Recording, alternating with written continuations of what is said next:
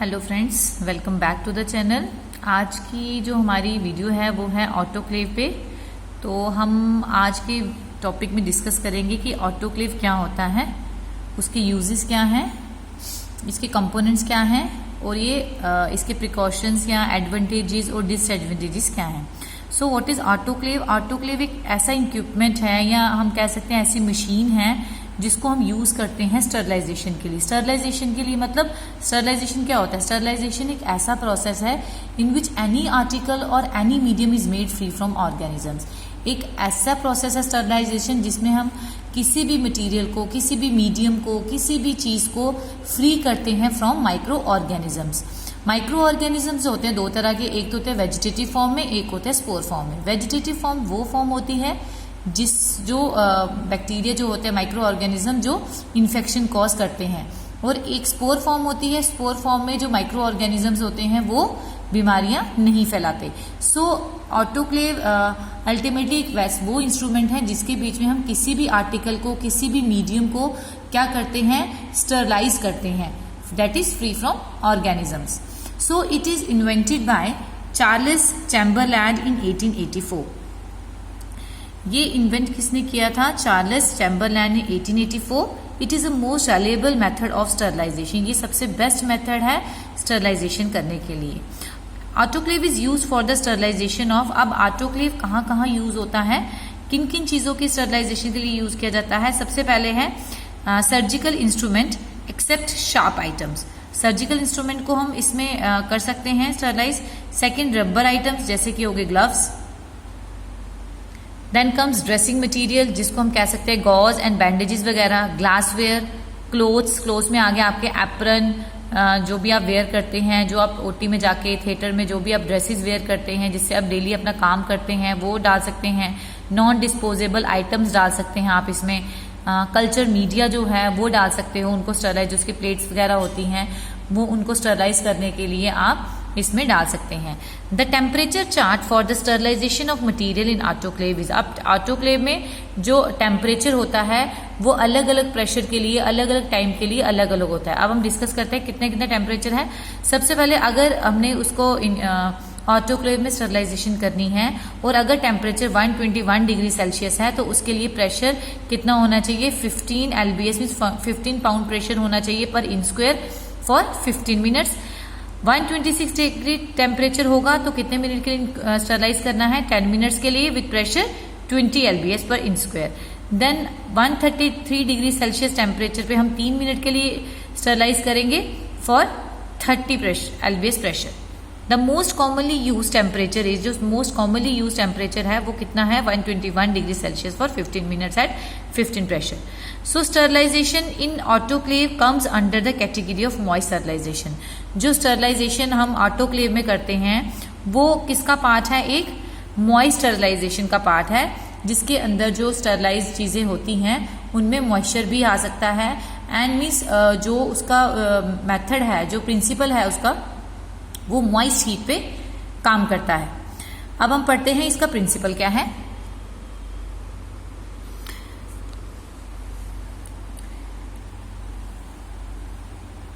It works on the principle of pressurize steam for the killing of micro organism. जो steam है उसको pressurise किया जाता है जिसकी वजह से वो क्या करता है? माइक्रो ऑर्गेनिज्म किल करता है। Water is boiled at 100 degree Celsius but in a close chamber vapour pressure increases, meanwhile temperature also increases up to 121 degree Celsius. हमने इसमें क्या करना होता है? जो इसका लिड होती है उसको ओपन करना है पहले सब कुछ देख के, उसके बाद हमने क्या करना है? जो वाटर होगा वो फिल करके उसमें वाटर को बॉईल करना है। कितने टेम्परेचर पे? 100 डिग्री सेल्सियस पे और इन अ क्लोज चैम्बर। ठीक है, किया। लेकिन जब क्लोज चैम्बर किया आपने तो क्या होता है? वेपर जो होंगे वहां पे वो क्या करेंगे? प्रेशर इंक्रीज करेंगे। तो जिस प्रेशर इंक्रीज होगा जो टेम्परेचर होगा वो भी अब अल्टीमेटली 121 डिग्री तक हमने उसको क्या करना है? इंक्रीज करना है। जब 121 डिग्री सेल्सियस तक टेम्परेचर पहुंच जाएगा तो क्या होगा? The steam has very high penetrating power. When the steam goes inside the article to be sterilize it condense and produce latent heat.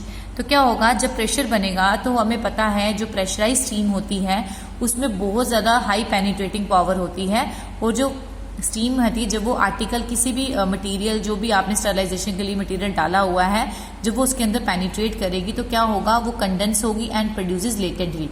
क्या करेगी, प्रोड्यूस लेटेंट हीट को। और ये जो लेटेंट हीट होती है ये क्या करती है, कोगुलेट करती है protein of organism. Coagulate means उसके प्रोटीन के जो स्ट्रक्चर है उसको डीनेचर्ड कर देती है, उसको तोड़ देती है, जिसकी वजह से जो बैक्टीरिया है वो मर जाता है। As a result the article gets sterilize, जिसकी वजह से क्या होता है, जो आर्टिकल होता है वो स्टरलाइज हो जाता है। So this one is the principle. अब देखिए ये है आपका ऑटोक्लेव। इसमें लाइन इंडिकेटर होता है, वाटर लेवल इंडिकेटर होता है, paddle for lifting the lid, और यहाँ पे आप देख सकते हैं चैम्बर भी है। This one is your chamber. This one is control panel होता है, जिससे हम कंट्रोल करते हैं कितना उसका टेम्परेचर मेंटेन करना है। देन पावर स्विच है, यहाँ से हम इसको ऑन ऑफ कर सकते हैं।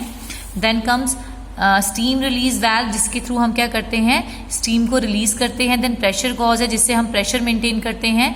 सेफ्टी वेल्व है, जिसको हम ओपन रखते हैं in case high pressure steam बन जाए तो। सेकंड आगे है आपका रेडियल लॉकिंग सिस्टम है, जो हम उसको ऊपर से अच्छे से टाइटली लॉक कर सकें। देन ऊपर सबसे ऊपर है ये आपकी जो है सबसे ऊपर, ये क्या है, आपकी लिड है। ओके, इसको हम ओपन करके आर्टिकल इसके अंदर डालते हैं। और ये है आपका लाइन इंडिकेटर जो आपको शो करता है। ये है आपका वाटर लेवल इंडिकेटर। चलिए अब हम इसके प्रोसीजर पढ़ते हैं कि इसके अंदर कैसे हम कोई काम कर सकते हैं। सो प्रोसीजर क्या है, सबसे पहले हमने क्या करना है, fill the water in the autoclave up to the mark. जितना हमें पानी चाहिए उसको हमने फिल कर देना है। उसके बाद जितना भी मटेरियल को हमने स्टरलाइज करना है उसको हम क्या करेंगे, रैप कर देंगे। उसके बाद ऑटोक्लेव को हम टाइटली क्लोज कर देंगे। उसके बाद हमने ऑटोक्लेव को ऑन करना है। जब पानी बॉईल होना शुरू होगा तो क्या होगा, उसमें जो स्टीम होगी वो क्या होगी, एस्केप होगी कहाँ से, डिस्चार्ज टैप से। डिस्चार्ज टैप से जो क्या होगी, उसकी जो स्टीम है वो एस्केप होना शुरू हो जाएगी। देन उसके बाद रिलीज होना शुरू हो जाएगी। उसके बाद हमने क्या करना है, डिस्चार्ज टैप जो हमने पहले ओपन किया था, जिसकी वजह से जो हीट पानी जब बॉईल हो रहा था उसमें से जो स्टीम निकली, स्टीम निकलने के बाद हमने क्या करना है, डिस्चार्ज टैप को बंद कर देना। जब हमने डिस्चार्ज टैप को बंद कर दिया उसके बाद क्या होगा, अलो टू अटेन रिक्वायर्ड प्रेशर। अब हमने जो स्टीम है वो बाहर नहीं निकलने देनी, अब वो उसको हम अंदर ही उसको रहने देंगे। डिस्चार्ज टैप को बंद कर देंगे तो सो दैट जो उसका स्टीम जो होगी उसका प्रेशर अंदर बनना शुरू हो जाए। Holding the time start after attaining desired temperature. आपने देखना है कितने टाइम के लिए आपको पता चलेगा कि उसकी जो स्टीम है वो अंदर बन गई है। After completion allow it to cool to maintain equal pressure for 5 to 10 minutes. उसके बाद आपने क्या करना है, इसको ठंडा होने देना है। कितने मिनट के लिए, 5 to 10 मिनट्स के लिए। सो दैट कि जब आप उसको ओपन करो तो ओपन करने के बाद जो स्टीम है वो डायरेक्ट आपके बाहर ना आए, तो आपने उसको ठंडा कर देना है। ठंडा करके नॉर्मली उसको खोलना है। फिर हमने डिस्चार्ज ऐप को स्लोली आपने ओपन करना है ताकि जो स्टीम होगी वो क्या करे, रिलीज हो जाए। Finally open the lid and take out the article. और उसके बाद हमने फाइनली जब ये अपनी स्टीम जो है डिस्चार्ज ऐप के थ्रू बाहर निकल जाएगी, उसके बाद आपने लिड को ओपन करना और जो भी आर्टिकल्स आपने अंदर रखे होंगे वो आपने निकाल लेने हैं। हम इसको कहाँ कहाँ अप्लाई कर सकते हैं, एप्लीकेशन कहाँ कहाँ है इसकी। सबसे पहले सर्जिकल इंस्ट्रूमेंट जहाँ पे हमने स्टरलाइज करने हो, ऑटोक्लेवेबल प्लास्टिक कंटेनर उसको भी कर सकते हैं हम, लेकिन हम उसको कैसे यूज इसके अंदर स्टरलाइज कर सकते हैं, आफ्टर रैपिंग। देन थर्ड है plastic tubes and pipette tips. लेकिन जब भी हम प्लास्टिक ट्यूब्स डालेंगे तो उसके कॉटन प्लग को हम क्या करेंगे, उसका जो माउथ होगा उसको प्लग करके रखेंगे कॉटन के साथ। सोल्यूशन एंड वाटर को भी कर सकते हैं। Culture media and sterilisation, glassware and biohazardous waste, इन सब चीजों को हम इसमें स्टरलाइज कर सकते हैं। सो ये था आपकी procedure. Then comes types of autoclave. Autoclave के टाइप्स क्या क्या हैं? There are 3 types of autoclaves, but mostly हम 3 ही यूज करते हैं। पहला कौन सा है, हॉरिजॉन्टल डाउनवर्ड डिस्प्लेसमेंट, जो हॉरिजॉन्टल तरीके से रखा जाता है। अब इसमें क्या होता है, this autoclave is electrically operated and can be fully और सेमी ऑटोमेटिक। फुली भी हो सकता है और सेमी ऑटोमेटिक भी हो सकता है। ये इलेक्ट्रिसिटी से चलता है। इसको हम ग्रेविटी डिस्प्लेसमेंट यूनिट भी कहते हैं। It uses a heating element to heat up the water and produce steam. ये हीटिंग एलिमेंट यूज करता है जिसकी वजह से हीट प्रोड्यूस होती है, वाटर गर्म हीट होता है एंड उसके बाद वो स्टीम प्रोड्यूस होती है। The temperature use in this autoclave is 136 degree Celsius at 32 pressure.